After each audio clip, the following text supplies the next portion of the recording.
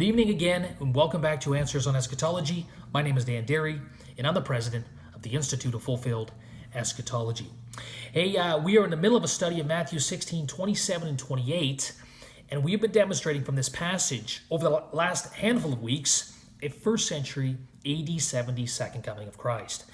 I want to jump into another prophetic source for Jesus' prophecy, which is found in both Isaiah 40 and Isaiah 62. And based upon these passages, I want to make the following argument and vindicate it over the next few weeks beginning this evening. Here's the argument. The coming of the Lord in both Isaiah 40 and Isaiah 62 served as a prophetic source for Mathew 16, 27, and 28. That is the coming of the Son of Man in that prophecy. But the coming of the Lord in Isaiah 40 and Isaiah 62 prophesied the second coming of Christ.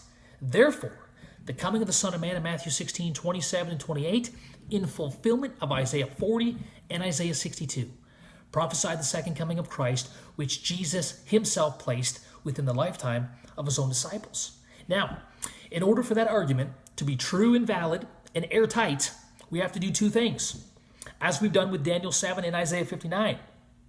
Number one, we have to prove that Isaiah 40, that is the coming of the Lord in Isaiah 40 and Isaiah 62, did in fact serve as a prophetic source for Matthew 16, 27, and 28. We have to prove that Jesus was quoting from those passages.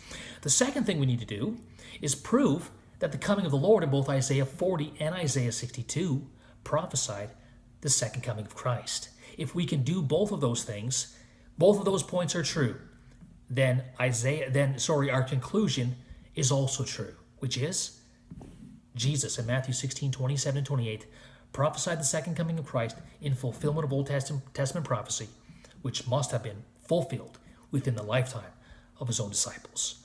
And we'll get there in the next few weeks. For now, let's prove point number one.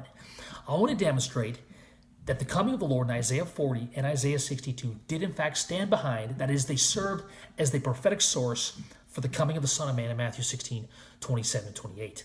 And to do that, I want to simply walk through a comparative study of all three passages, which, by the way, I will upload on my website as a PDF comparative chart so you can see.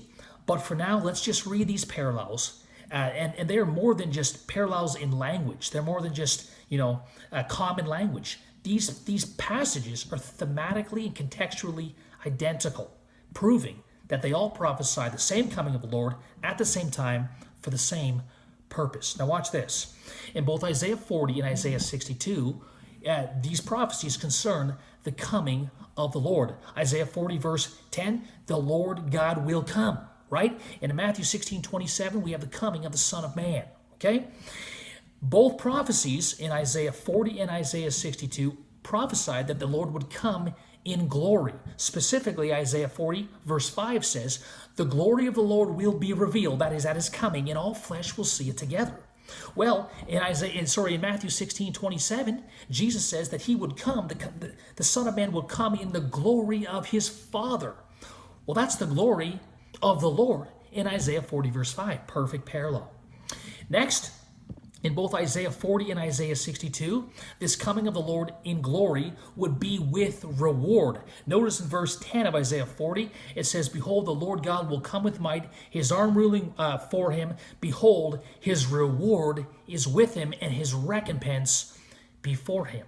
Well, we see this concept and this theme of the reward in Matthew 16, 27.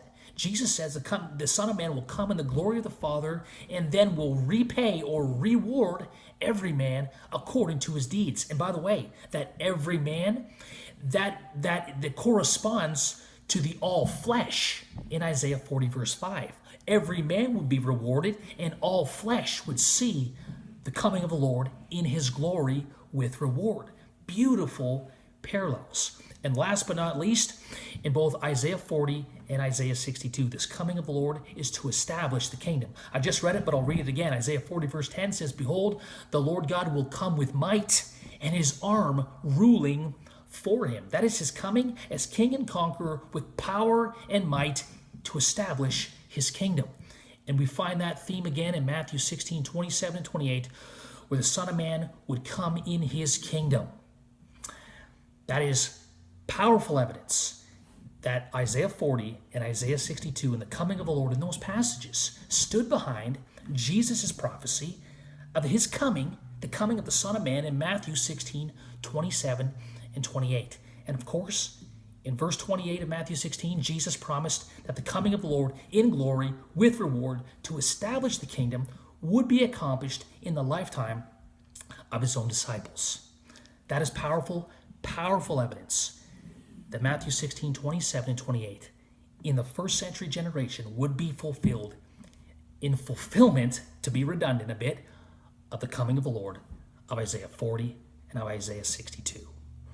That is awesome, awesome stuff. And this means that if we can prove that Isaiah 40 and Isaiah 62 actually prophesied the second coming of Christ, then our conclusion that Matthew 16, 27, 28, in fulfillment of Isaiah 40 and 62, prophesied the second coming of Christ, which was fulfilled in AD 70.